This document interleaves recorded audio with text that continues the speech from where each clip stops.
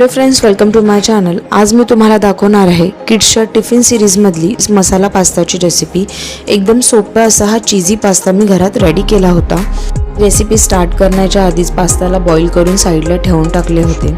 आता पॅनमध्ये 1 क्यूब बटरची घेतली। बटर करपू नये म्हणून त्याच्यामध्ये तेल टाकून घेतलं आणि मग तेल आणि बटर चांगलं गरम झालं की त्यामध्ये 1 चमचा भरून बारीक चिरलेला लसूण आणि 2 ते 3 कढीपत्त्याची पानं टाकून घेतलेली आहेत।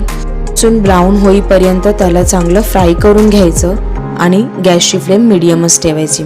आता मी याच्यामध्ये 1 बारीक चिरलेला कांदा टाकून घेतला। कांदा व्यवस्थित परतवून घेतला। कांदा लवकर शिजावा म्हणून चवीनुसार मीठ टाकून घेतले।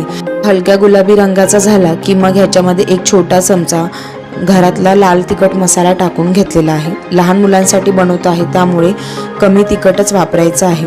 आता इथे लाल तिखटऐवजी तुम्ही रेड चिली सॉसचा पण वापर करू शकता, पण मी रेड चिली सॉस इथे नव्हता वापरला। आणि मग त्यानंतर मी 1 चमचा भरून सोया सॉस, 1 चमचा भरून विनेगर आणि 2 चमचे टोमॅटो केचप टाकून घेतले आणि सर्व जिन्नस कांद्यामध्ये चांगले मिक्स करून घेतले। आता तुम्ही बघू शकता हा जो मसाला आहे त्याला छान तेल सुटत आहे। गॅसची फ्लेम मीडियमच ठेवली आणि मग बॉईल केलेला पास्ता जो आहे तो या मसाल्यामध्ये टाकून घेतला आणि पास्ता छान मसाल्यामध्ये मिक्स करून घेतलेला आहे। आता गॅसची फ्लेम स्लो करायची आहे आणि 1 मिनिटभर हा पास्ता असाच परतवून घ्यायचा आहे। आवडीनुसार तुम्ही कोणत्याही पास्ताचा इथे यूज करू शकता।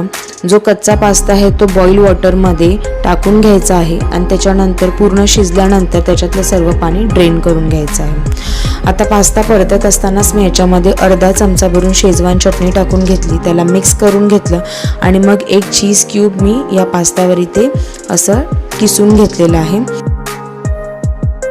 मी प्रोसेस चीज क्यूब घेतलेलं होतं।